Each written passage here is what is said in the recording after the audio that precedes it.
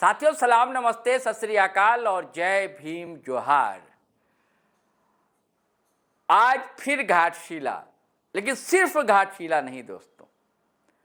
दरअसल घाटशिला में उपचुनाव क्या होना है, हर की धड़कनें तेज हो गई हैं, बढ़ती जा रही हैं। और सिर्फ सत्ताधारियों की ही नहीं, विपक्ष की भी। और सबसे अधिक कोई अगर परेशान है, बेचैन है, आकुल है, व्याकुल है, वो सिर्फ एक है। वो है जिसने बरसों पुराना अपना याराना कहिए, संघर्ष कहिए, दोस्ताना कहिए, परिवार कहिए, अपना बड़ा भाई कहिए, पिता कहिए, भतीजा कहिए, बेटा कहिए, जिसने सब कुछ त्याग दिया था। ये वो शख्सियत, त्याग तो दिया था, लेकिन नींद तो आती है, लेकिन चैन नसीब कहां। कमर सादीपुरी ने दोस्तों कहा है बहुत पहले, नींद कमबख्त आ ही जाएगी, चैन किसको नसीब होता है। तो चैन कहां नसीब है उन्हें। लगभग आप सही समझ रहे दोस्तों, मैं बात टाइगर कोल्हान की ही कर रहा हूं, चंपई सोरेन, जिनके ड्राइंग रूम में आज भी गुरु जी की तस्वीरें हैं। आज भी पिता समान गुरु जी को भूले नहीं। और ये तस्वीरें उन्हें नींद से जगा देती हैं, बेचैन कर देती हैं, सो नहीं पाते। अब क्या कारण रहे, क्या मजबूरियां रही, यूं कोई बेवफा नहीं होता, कहा ना बशीर बद्र ने कि बेवफाई अगर की तो क्या मजबूरी रही थी, ये तो वही जान सकते हैं, या उनके साहबजादे बाबूलाल सोरेन।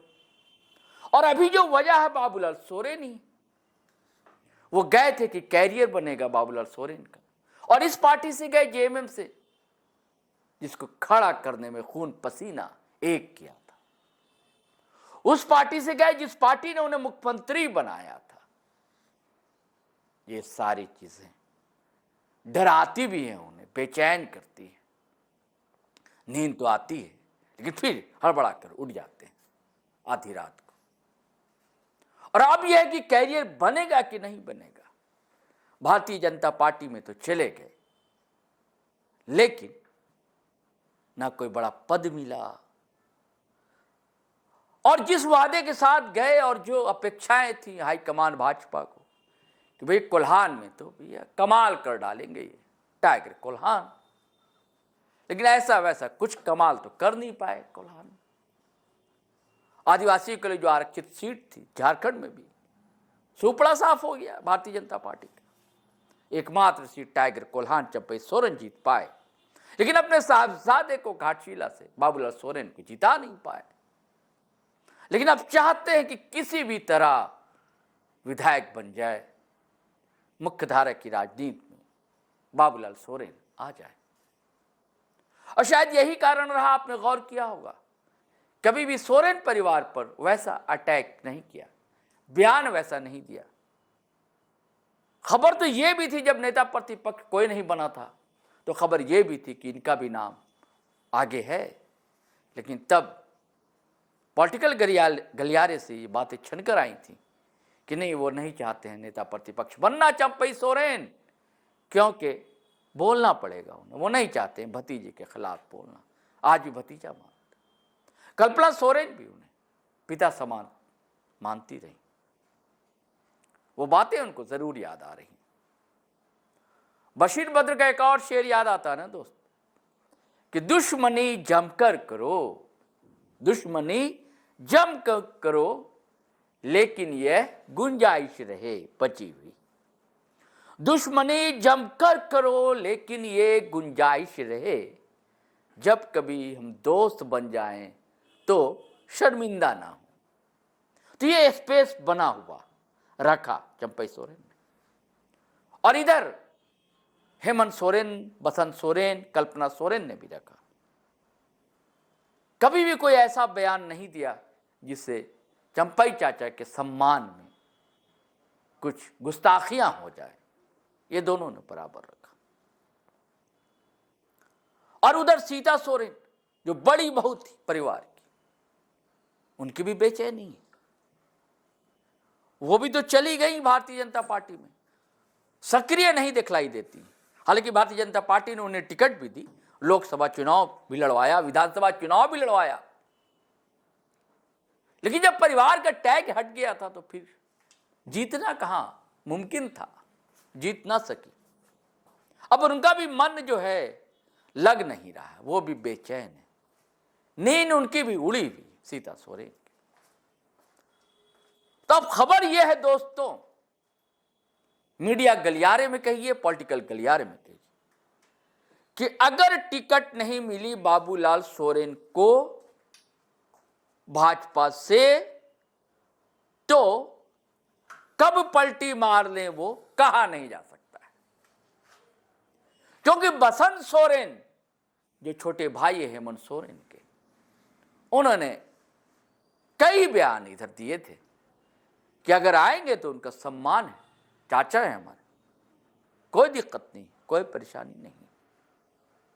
तो क्या ऐसी कोई पटकथा अंदर अंदर लिखी जा रही है क्या, और समय का इंतजार किया जा रहा है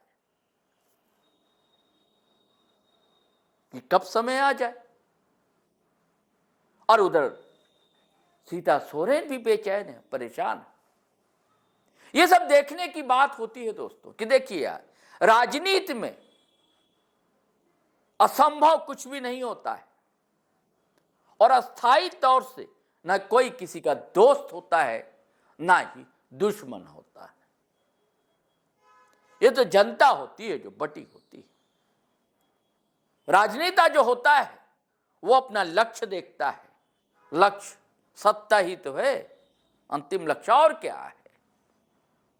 वो फिर उसके बाद बहानेबाजियां होती है, किस कारण से, इस कारण से, सीधे फिर आपको जनता के सामने हम आपके लिए ही गए थे और हम आपके लिए आए, मैं जिस लिए गया था वो फुलफिल नहीं हो पा रहा, पलट जाए, क्या दिक्कत। आप देखते ना नीतीश कुमार, या आप देखते थे रामविलास पासवान स्वर्गीय हो गए, पलटते थे पार्टियां, नीतीश पलटते हैं।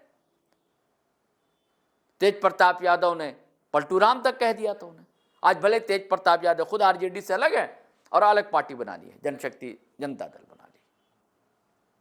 और जब भी आते थे नीतीश कुमार या भाजपा की तरफ आए तो बस बिहार के लिए भाई हम आए, काम नहीं कर पा रहे थे वो, राजद वाले करने नहीं दे रहे थे। अब फिर अगर भाजपा से राजद में जाते हैं तब फिर वही बयान कि ये लोग उल्टी सीधी बातें करने वाले लोग हैं, बयानबाजियां करते हैं, समुदाय में विभेद पैदा करते हैं, बिहार ऐसा नहीं है, हम बिहार को ऐसा नहीं होने देंगे, बिहार को वैसा नहीं होने देंगे, तो बयानबाजियां होती रहती। तो चंपई सोरेन भी ऐसा बयान दे सकते हैं घर वापसी करने के बाद, लेकिन ये बातें फिर से नए सिरे से उठ रही और चल रही हैं, और उसका एकमात्र कारण है घाटशिला, क्योंकि घाटशिला में पेज फंस गया है, जेब में भी परेशान है। हालांकि लगभग तय माना जा रहा है कि रामदास सोरेन, स्वर्गीय रामदास सोरेन जिनका देहांत हो गया, जो कि शिक्षा मंत्री थे, अचानक बाथरूम में गिरे और ब्रेन हेमरेज हुआ, लगातार डॉक्टर की निगरानी में रहे जमशेदपुर से लेकर दिल्ली तक, लेकिन अंततः उन्होंने आखिरी सांसें ले ली। तो अब खबर यह थी कि भाई सोमेश सोरेन हो सकते हैं, उनके बेटे हैं, लेकिन उधर उनके भतीजे एक है, वो भी लगातार सक्रिय हैं, जनता के बीच गांव गांव घूम रहे हैं, डगर डगर जा रहे हैं।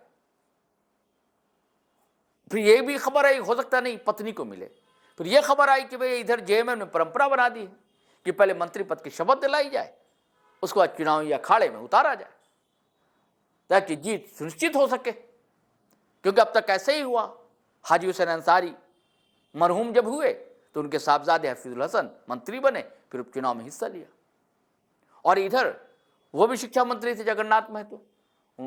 कोरोना के दौर में जैसे हाजी हुसैन अंसारी गए, कोरोना ने इन्हें भी ले लिया था जगन्नाथ महतो को। जगन्नाथ महतो की मौत के बाद उनकी पत्नी बेबी देवी को शपथ दिलाई गई, फिर चुनाव में हिस्सा लिया। तो यह संभावना बलवती थी, बल मिल रहा था इसे लेकिन अब तक जो है सोमेश सोरेन को ना ही परिवार का कोई व्यक्ति मंत्रिमंडल में शामिल नहीं हुआ। तो अंदर अंदर क्या कुछ पक रहा है, खदबदा रहा है अंदर अंदर।